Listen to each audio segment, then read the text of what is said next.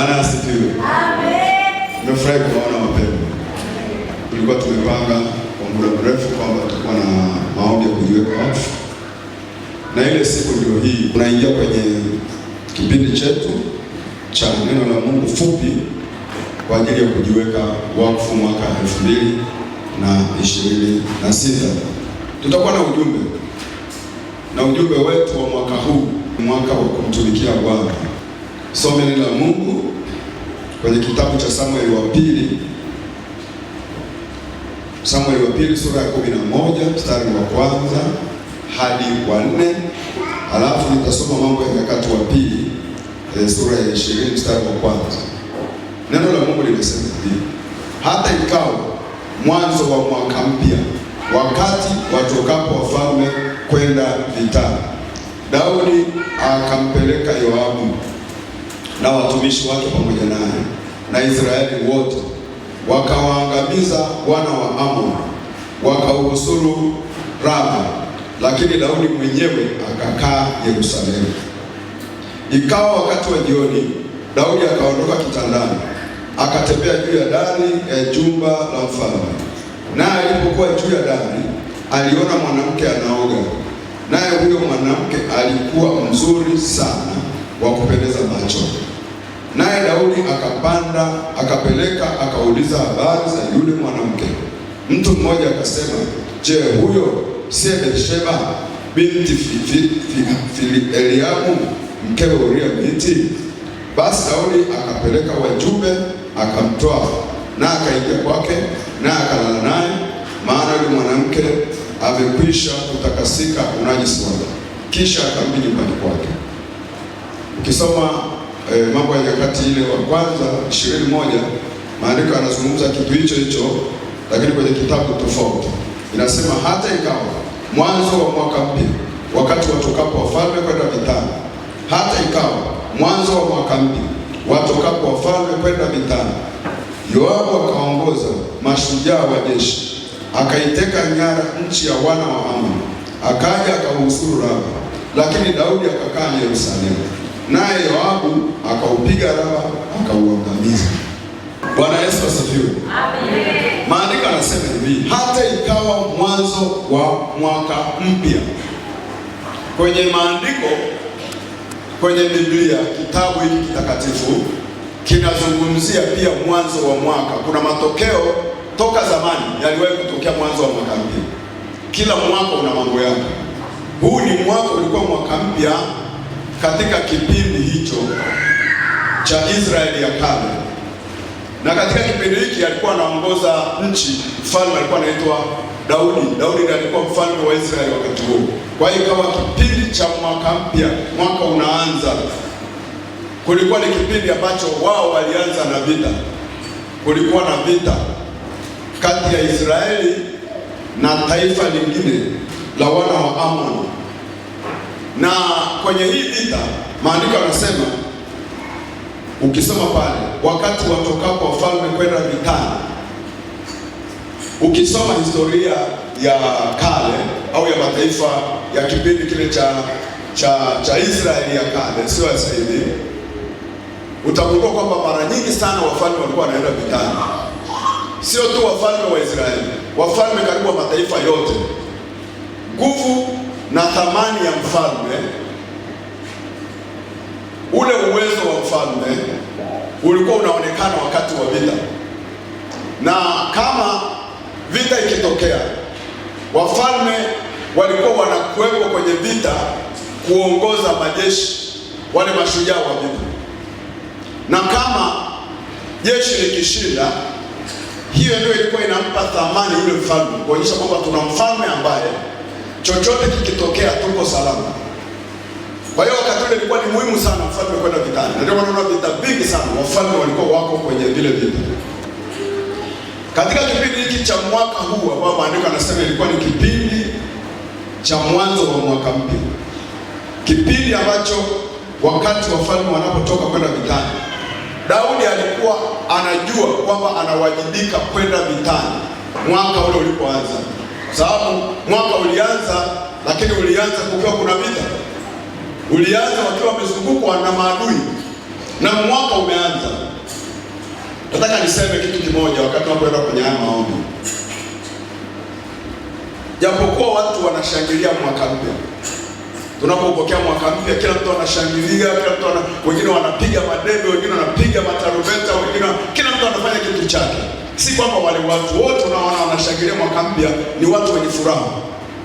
Si kwamba ni watu ambao wana kila kitu, kwa hiyo sasa mwaka umeanza, kila kitu kiko sawa. Unaweza ukapokea mwaka mpya ukiwa kwenye vita, ukiwa kwenye mashindano, ukiwa kwenye jambo gumu, lakini mwaka ukakukuta uko kwenye hali hiyo. Unaweza kuwa umezungukwa hata maadui wengi. Unaweza ukawa hata afya yako iko vizuri. Unaweza kukuta hata hali ya kiuchumi ni mbaya sana, halafu mwaka unakukuta uko hapo. Maana yake kwamba unauanza mwaka ukiwa wapi? Ukiwa na vita, ukiwa na mashambulizi ya kiuchumi, ya kiafya, mashambulizi kwenye ndoa, mashambulizi kwenye familia, mashambulizi kwenye hali ya kisaikolojia. Hauko sawa, lakini mwaka umekuja. Hawa wenzetu wakapokea mwaka, lakini wakajikuta wamezungukwa na maadui, kwa hiyo wanatakiwa wapigane. Na kanuni inasema wafalme lazima waende vitani, kwenye vita wapigane. Lakini huyu mtu ambaye alikuwa ni shujaa, ni mtu hodari, kama mnavyofahamu Daudi. Daudi alikuwa ni shujaa na alikuwa ni mtu hodari. Kwenye vita hii akatega, hakwenda. Maandiko anasema wafalme, kipindi ambacho wafalme wanatoka kwenda vitani, Daudi yeye hakwenda, akategea, hakwenda. Na alipotegea, maandiko anasema alilala siku hiyo. Sio tu kutega, alilala na akaamka jioni. Ukisoma ule mstari wa pili, ikawa wakati wa jioni Daudi akaondoka kitandani. Maana yake ile siku ile ambayo watu wote wako vitani, Daudi hakwenda, lakini akauchapa usingizi kutwa nzima. Huyu ni mtu ambaye Mungu amemweka. Huyu ni mtu ambaye ni muhimu. Huyu mtu ni mtu ambaye anatakiwa aingie vitani pamoja na wengine, kwa sababu jeshi lote lilikuwa limeshaondoka kwenda vitani. Maandiko yanasema watu wote karibu walikuwa wako vitani, mashujaa wote wa vita.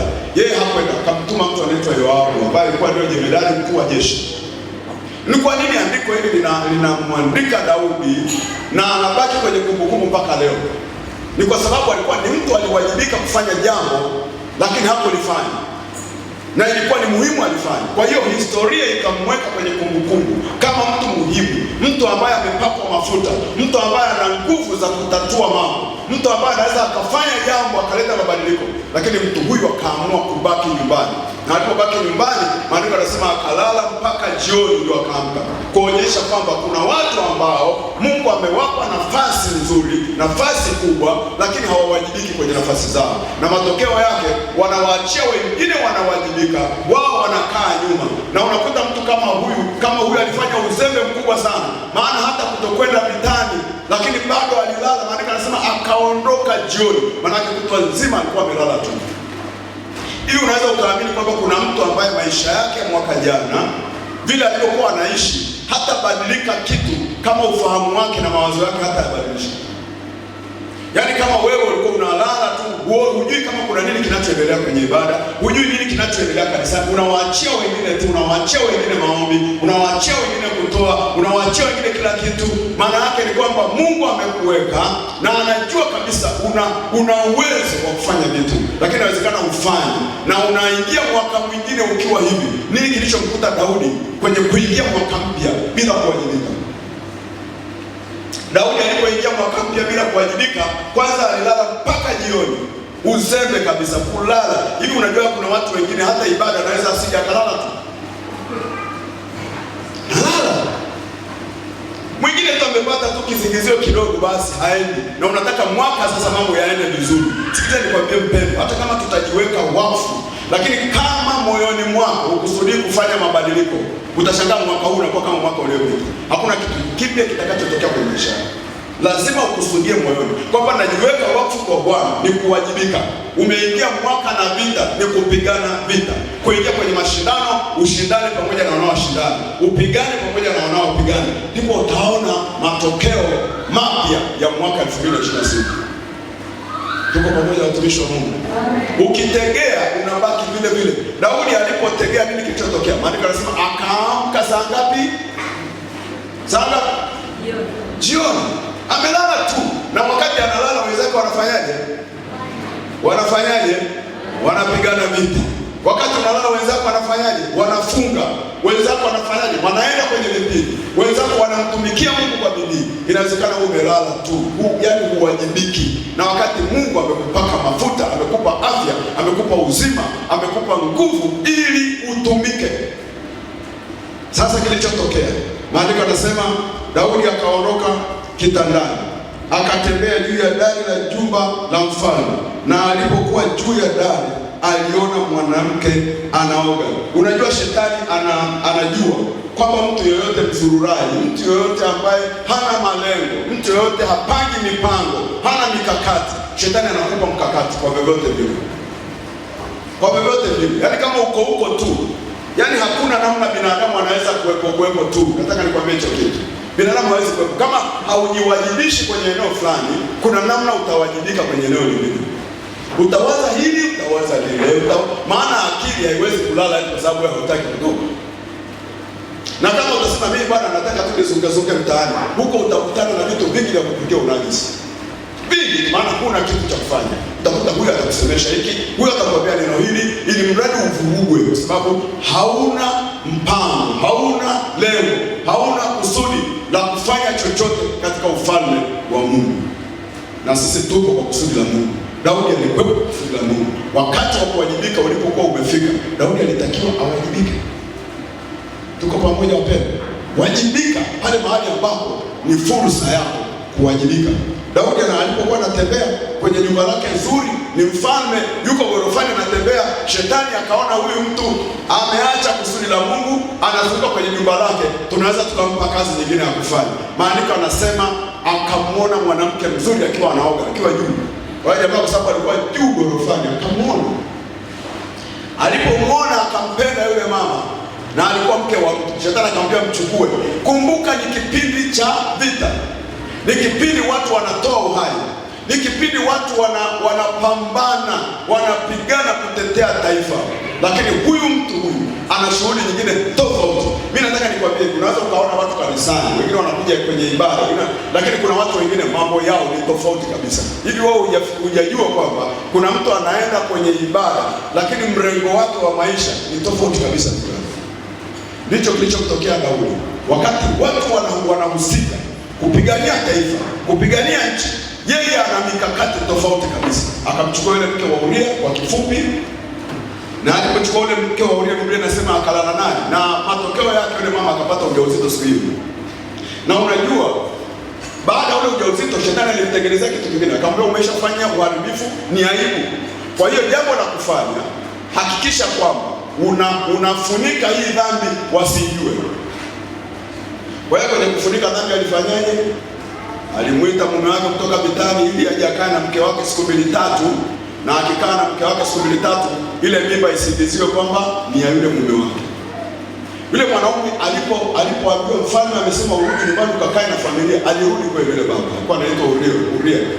Aliporudi, yeye alikuwa anajua kwamba kipindi hiki sio kipindi cha kukaa nyumbani. Ni kipindi cha kupigana vita. Tunalitetea taifa. Tunapigana kwa ajili ya watoto wetu na familia zetu. Kwa hiyo hapo ukiniambia mimi niende nikakae nyumbani na mke wangu, haiwezekani wakati wenzangu wanafanyaje? Wanapigana vita. Kumbuka huyu sio mfalme. Ni raia, ni askari tu wa kawaida, lakini anajua wajibu wake.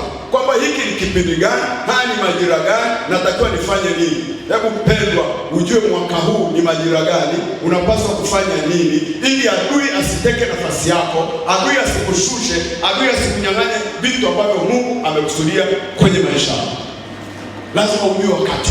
Kwamba huu wakati, mwaka huu nataka nini? Upigane mpaka kile kitu kitokee. Na hakitaweza kutokea tu, lazima uwe na malengo.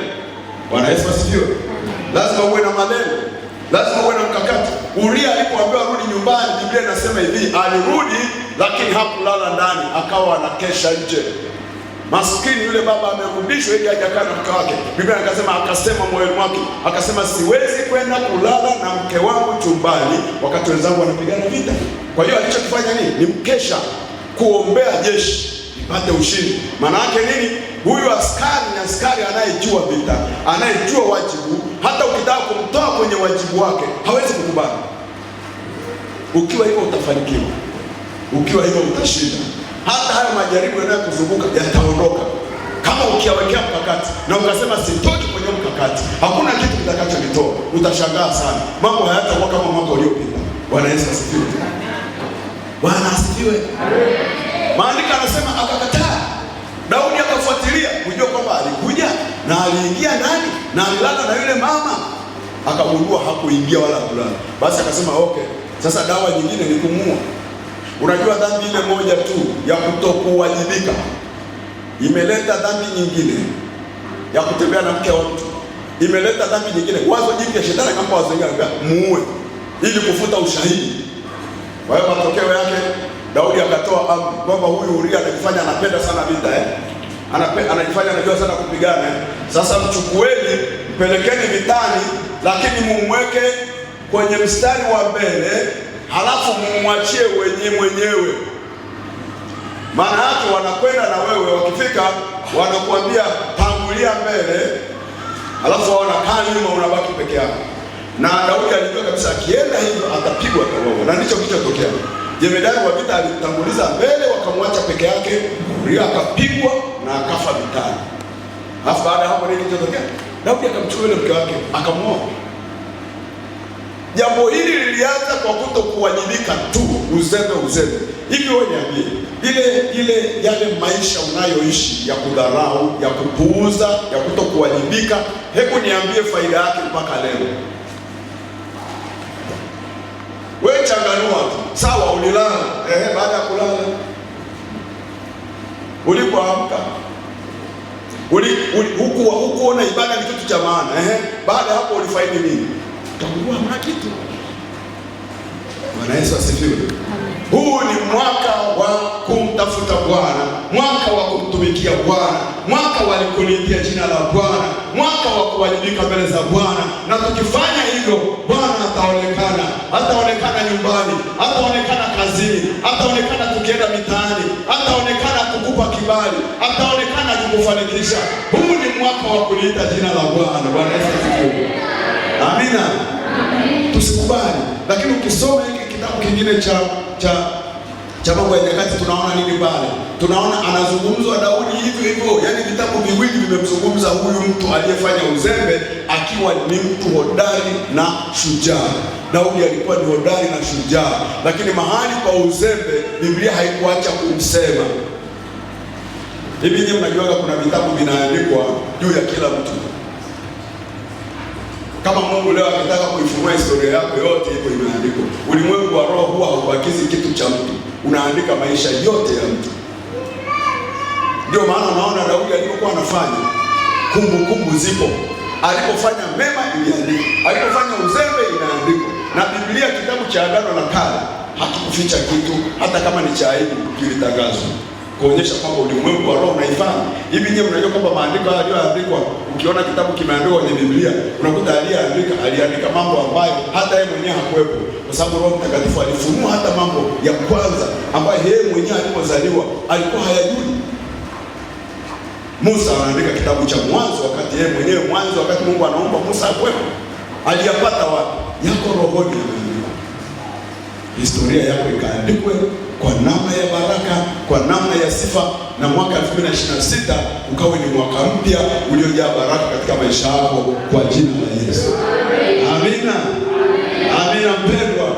Hebu mwambie mwenzako usiwe mzembe mwaka huu. Mwambie wajibika. Mwambie waliokuwa wazembe waona matokeo. Kaa nyumbani, anaamka jioni, mara mke wa mtu toka hapo ameua mtu, unajua anatoka hapo akaoa mke wa yule mtu aliyemuua. Nini kinifuata baadaye? Maisha ya Daudi baada ya hapo yalikuwa maisha magumu. Familia yake ilishambuliwa, mifugo yake ilishambuliwa. Maana Mungu alimwambia Daudi, akamwambia hivi, kwa jambo hili ulilolifanya umewaruhusu adui za Bwana, nao watafanya mambo ya kukufuru kwenye nyumba yako. Maana hata umefungulia mashetani mlango wa kuja kukutesa kwa sababu ya uzembe wa siku moja. Sema sitaki uzembe katika jina la Yesu. Huu ni mwaka wangu kwa jina la Yesu. Lazima niinuke na kufanikiwa kwa jina la Yesu. Lazima maisha yangu yatoke hapa nilipo kwa jina la Yesu. Huu ukiri nao kuambia kwa ukiri wa kukutoa tunakiri, tunapokea. Biblia inasema kinywa cha mwenye haki ni afya. Unasema hiyo, maana yake kina uwezo wa kutamka afya. Kumbuka Yesu, maneno yote ya uponyaji yaliyotoka kwenye kinywa cha Yesu, kuwaponya vipofu, kuwaponya wenye shida, viwete, yalikuwa ni neno lilikuwa linatamkwa. Ile neno linafanya operation ndani ya mtu na kunatokea kitu. Mungu ameweka kitu kwenye kinywa chako. Ndio maana tunakiri maandiko, ndio maana tunaomba, tunaumba, tunafinyanga vitu ambavyo havipo vikapata kutokea. Na mwaka huu tutafinyanga sana na vitatokea sana katika jina la Yesu. Tunasemaga shetani afunge vitu vyote, lakini asikufunge mdomo. Akikufunga mdomo amekuondolea uwezo wako wote. Ogopa mtu mwenye mdomo, hata kama amekaa amenyoosha miguu hapo chini, lakini mradi anaongea, anaumba, anaweza kufanya vitu vikubwa. Hamjasoma habari ya mtu mmoja alikuwa anaitwa, yule baba alikuwa anaitwa Elisha alipokuwa mgonjwa, tena Biblia inasema Elisha akaugua ugonjwa wake uliomuua. Ndio maandiko yanasema. Akiwa mgonjwa kabisa kitandani anasubiri kufa, akatokea mfalme. Vita imepiganwa huko, mfalme akaona kama wanashindwa kwenye vita. Sasa anamtafuta nani wa kumshauri? Kipindi hicho Elisha ndio alikuwa nabii mwenye nguvu ambaye anaweza akakupa neno wakati huo. Akamfuata kuta mzee anaumwa, yuko hoi vitabani. Akamwambia mzee, tuna vita na hatujui itakuwaje.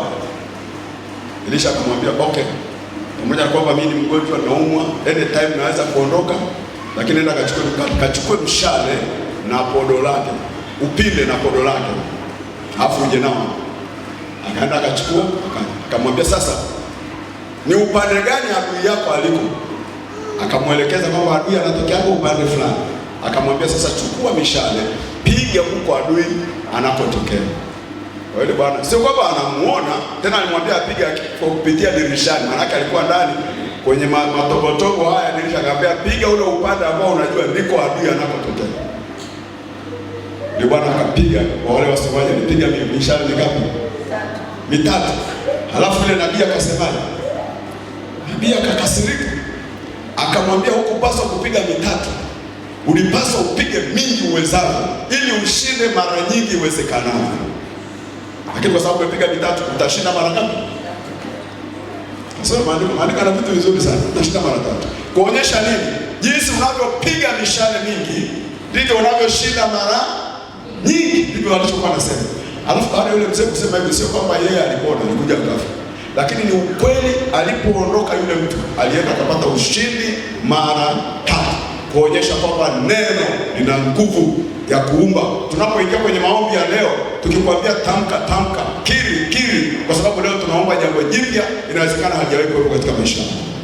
Amen. Uko tayari? Amen. Uko tayari? Amen. Sema niko tayari. Amina, simama pale ulipo. Kuna karatasi ziko hapa, chapu ukija hapa mbele. Kwenye hii karatasi hapa tutakuwa na maneno ambayo tutayasoma, na yatakuwa ni maneno ya kujiweka wakfu. Sasa tunajiweka wakfu mwaka huu kwa maandiko, alafu then tutakuwa na maombi pale mwishoni. Jambo la kwanza kabisa ni shukrani na utukufu kwa Bwana kwa namna ambavyo ametuvusha mpaka hapo tulipo, na tutasoma hilo andiko. Alafu ukishasoma tu utamwomba Mungu kwa dakika kama 2-3 kumshukuru Mungu kwa kinywa chako kwa kutumia maneno ambayo tunayasoma kwenye hilo andiko. Tutasoma Zaburi, ile Zaburi 105 kwanza hadi wa 5. Sasa tutasoma kwa pamoja. Tuanze kusoma. Ee nafsi yangu umhimidi Bwana, na vyote vilivyo ndani yangu vilihimidi jina lake takatifu. Ee nafsi yangu umhimidi Bwana, wala usisahau matendo yake yote ya fadhili. Akuondoleaye maovu yako yote, akuponya magonjwa yako yote, akuokoa nafsi yako katika kaburi, na rehema, aushirisha mema kinywa chako, ujana wako kubadilishwa kama taa. Nataka utafute hapo maneno mawili, mwambie Bwana juu ya neno hili. Mungu amesema ya kwamba uhai wako utarejeshwa. Baba, katika jina la Yesu, chochote ambacho Bwana mwaka huu 2026 tumekusudia mabaya, kimekusudia uharibifu. Kwa neno lako hili, Bwana wa majeshi, mfalme wa amani, tunakiri kwa vinywa vyetu, tunakiri Bwana, wewe uliyesema ya kwamba unaushibisha uhai wetu na uzima wetu mema ya nchi. Bwana ukatushibishe, Bwana ukatufunike, Bwana ukatuwezeshe katika jina la Yesu Kristo wa Nazareti. Nawe Bwana umesema katika neno lako kwamba nafsi yako iko hili wewe, katika jina la Yesu ninaiweka nafsi yako mbele za uso wako ikakuhimidi wewe katika jina la Yesu. Hebu kila mmoja atamke alichokisoma, atamke tamko ulichokisoma, nafsi yako ikakuhimidi Bwana. Tena umeambiwa utaokolewa, utasamehewa na mambo yako yote. Huu ni mwaka wa kusamehewa, huu ni mwaka wa kuponywa magonjwa yako yote. Baba, ninakushukuru kwa sababu kama kutatokea aina yote ya ugonjwa, Bwana unasema wewe ndio utakayesamehe, wewe ndio utakayetuponya na magonjwa yote. Tena utaturejeshea uzima, tena utaturejeshea uzima, utatuondoa katika nguvu ya makaburi. Wala Bwana watu wako hakuna atakayeingia kaburini, hakuna atakayezikwa, hakuna atakayekufa. Mwaka 2026 tunakataa vifo kwenye familia zetu, tunakataa vifo kwenye ndoa, tunakataa vifo vya watoto, tunakataa vifo vya marafiki, tunakataa vifo kutumia aina yoyote ya silaha ya adui katika jina la Yesu Kristo wa Nazareti. Jambo la pili ni kujiweka wakfu mwanzo wa mwaka. Tumeona mwanzo wa mwaka Daudi hakuweza kujiweka wakfu. Matokeo yake shetani alimweka wakfu, akafanya vitu ambavyo sivyo. Hebu tusome andiko, tumwasome kwa sauti. Basi ndugu zangu, nawasihi kwa huruma zake Mungu, itoeni miili yenu iwe dhabihu iliyo hai, takatifu, ya kumpendeza Mungu, ndiyo ibada yenu yenye maana. Mkabidhi Bwana matendo yako, nayo mawazo yako yatathibitika. Hebu muombe Mungu akuwezeshe kutoa mwili wako kuwa dhabihu kwake Mungu mwaka 2026. Baba, katika jina la Yesu tumesimama mahali hapo Bwana, miili yetu wenyewe hatutaiweza pasipo wewe. Roho Mtakatifu ingilia kati, kutuwezesha, kutusaidia ili Bwana tukajitoe dhabihu kwa ajili ya huduma, kwa ajili ya kazi. Mfalme, tunajiweka wakfu mbele za uso wako, tunaomba Bwana nikafanyike dhabihu. Mwambie Bwana akufanye dhabihu, ukamtumikie kwa moyo. Bwana ukanifanye dhabihu, Bwana ukanifanye kukutumikia, Bwana ukaniwezeshe. Roho Mtakatifu ingilia mahali ambapo huwa ninashindwa mara kwa mara, ingilia mahali ambapo huwa ninazingirwa, ingilia mahali ambapo huwa ninakuwa mdhaifu, ingilia mahali ambapo huwa ninakuwa mnyonge, ingilia mahali ambapo siwezi. Omba kwa bidii, omba kwa bidii, omba kwa bidii. Ukiwa umesahau, soma tena hilo neno. Kama umesahau, soma tena hilo neno. Maandiko yanasema neno la Mungu ni hai, tena lina nguvu. Katika jina la Yesu imeandikwa tutoe miili yetu iwe dhabihu kwa jina la Yesu Kristo wa Nazareti.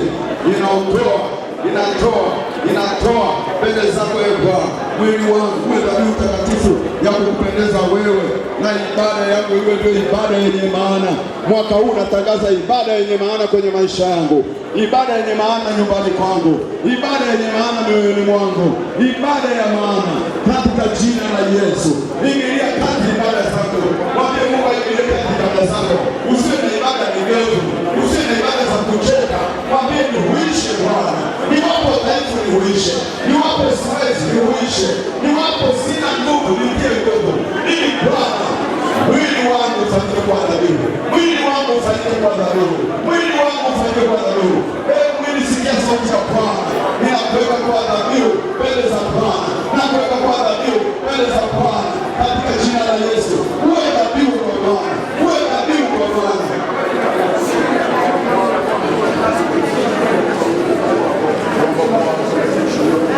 Asante. Nataka tulitoba na kutakasa tasoma Zaburi ya 91 mstari wa 10 na Yohana wa kwanza 1 mstari wa 9. Naposoma, Ee Mungu, uniumbie moyo safi, uifanye upya roho iliyotulia ndani yangu. Yohana 1:9.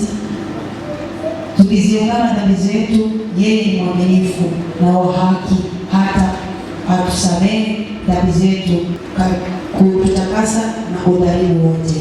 Mwambie Bwana akupe moyo huo safi, akupe roho iliyotulia mbele za uso wake, roho isiyotangatanga. Baba, katika jina la Yesu tunakuja tena mbele za uso wako, kama andiko lililosema ya kwamba uniumbie roho iliyo safi, roho isiyotangatanga. Bwana, roho ambayo inashikamana na wewe. Mfalme, ukanifunike. Bwana, ukanitie nguvu. Mwambie Bwana wa majeshi akupe roho iliyotulia ndani yako, akupe roho isiyotangatanga, roho isiyonyumbayumba, roho yenye mwelekeo, yenye msimamo. Kiri kwa kinywa itakuwa. Mwambie kwa bidii, Bwana, unipe moyo uliotulia ndani yako, moyo unaoweza kukutafuta, moyo unaweza kufanya nikafanyika baraka kwako, moyo unaweza kufanyika Bwana, nikasikia neno lako, nikasikia ujumbe wako, nikaona neno lako linaburudisha moyo wangu, nikaona neno lako linakuwa ni baraka yangu. Katika kifungu cha 4 mwongozo na mwelekeo wa mwaka, Mithali 3:5 hadi 6. Mtumaini Bwana kwa moyo wako wote. Wote tuseme hiyo. Mtumaini Bwana kwa moyo wako wote. Wala usizitegemee akili zako mwenyewe. Wala usizitegemee akili zako mwenyewe. Katika njia zako zote mkiri yeye. Katika njia zako zote mkiri yeye. Naye atanyosha mapito yako. Naye atanyosha mapito yako. Hebu ufanye mwaka huu kwa mwaka wa kumtumaini Bwana na sio akili zako. Akili zako zinakwambia haiwezekani. Akili zako zinakwambia haitafanikiwa. Akili zako zinakwambia hujasoma. Akili zako zinakwambia huna kazi. Maandiko yanasema mtumaini Bwana na usizitegemee akili zako. Hebu tumwambie Bwana, tunabadilisha akili zetu, tunaziinua kwako sasa. Tunakutegemea wewe, Bwana wa majeshi. Kila mmoja aende mbele za Bwana, amwambie Bwana, huu mwaka huu nataka kukutegemea wewe. Ninajua akili haitaweza, ninajua mawazo yangu yananiambia haiwezekani. Naomba uniumbie kitu cha kuamini kwamba yanawezekana yasiyowezekana, katika jina la Yesu. Baba, tunakuja mbele za uso wako. Wewe unasema katika neno lako Bwana, unasema tusitumie akili zetu, tusizitegemee, bali tukuamini wewe kwa moyo wote, wala tusitegemee akili zetu. Bwana, tunaomba Bwana, katika njia zetu zote tunalikiri jina lako, na umesema utanyoosha mapito yetu. Bwana, tunakukiri leo, tunakukiri kesho, tunakukiri kesho kutwa. Kanyooshe mapito yetu katika jina la Yesu. Ulinzi na ushindi. Napata andiko la ulinzi na ushindi. Zaburi 91 mstari wa 1 mpaka wa 2. Tusome na sisi tusome naye. Kukaa kwake mahali pasiri pa aliye juu. Kukaa kwake mahali pasiri pa aliye juu. Atakaa kivulini mwa Mwenyezi. Atakaa kivulini mwa Mwenyezi. Nitamwambia Bwana. Nitamwambia Bwana. Ndiye kimbilio langu. Kimbilio langu. Na ngome yangu. Ngome yangu. Mungu wangu. Mungu wangu. Ninayemtumainia. Maana hata kama tukiwa ndani ya Kristo, tukiwa ndani ya Bwana, tuko mahali salama. Lakini tukiwa ndani yake, tutamwambia Bwana, ndiye kimbilio langu na nguvu yangu, Mungu wangu ninayetumainia. Unaweza kumwambia mchana wa leo kwamba mwaka huu atakuwa ndio Mungu wako, kimbilio, Mungu utakayetumainia. Baba, tunakuja mbele za uso wako tena. Mwaka huu Bwana, tunajua ndio mlinzi wetu, utakayefanyika kimbilio, utakayefanyika kuwa mwamba wangu, utakayefanyika kuwa ngome yangu. Mungu ninayekutumainia, Bwana, kafanyike kuwa kinga, kafanyike kuwa ngome, kafanyike kuwa ngao, kafanyike kuwa ndio makimbilio mwaka huu. Chochote ambacho Bwana tutakutana nacho, iwe kikwazo, iwe aina yoyote ya vita, Mungu wetu, wewe utafanyika kuwa kimbilio, wewe utafanyika kuwa ngome, wewe utafanyika kuwa baraka yetu, wewe utafanyika kuwa amani. Tunaomba kukaa kwenye kivuli chako Bwana, tunafunikwe na uwepo wako, tunafunikwe na nguvu zako, tunafunikwe na mamlaka yako. Maana Bwana, tukiwa kwako tumekuwa salama, katika jina la Yesu Kristo wa Nazareti. Nakwenda kwenye andiko, tusome ile Isaya, ni andiko pia la ulinzi mwaka huu. Isaya 57:17.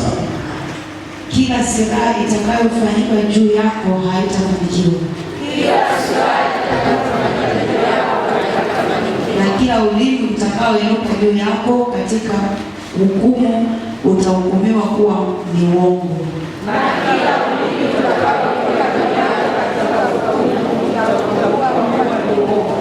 Huu ndio urithi wa watumishi wa Bwana,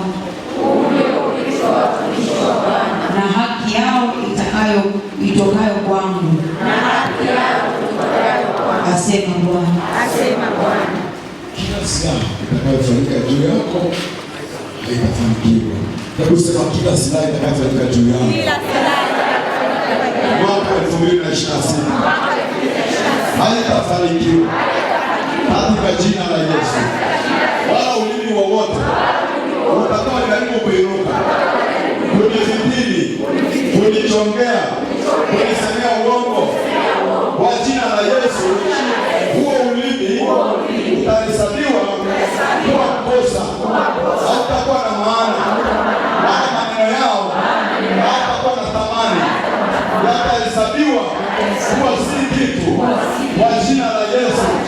Kila silaha iwe ya mauti, iwe ya kifo, iwe ya mikosi, iwe ya balaa, mwaka 2026, hizo silaha zote zileta magonjwa yaliyoko sasa na yatakaye kuwepo, hakuna hata moja atakayefanikiwa kwa jina la Yesu. Hebu kila mtu akatae kila silaha itakayeinuka, kila silaha itakayeinuka juu ya maisha yangu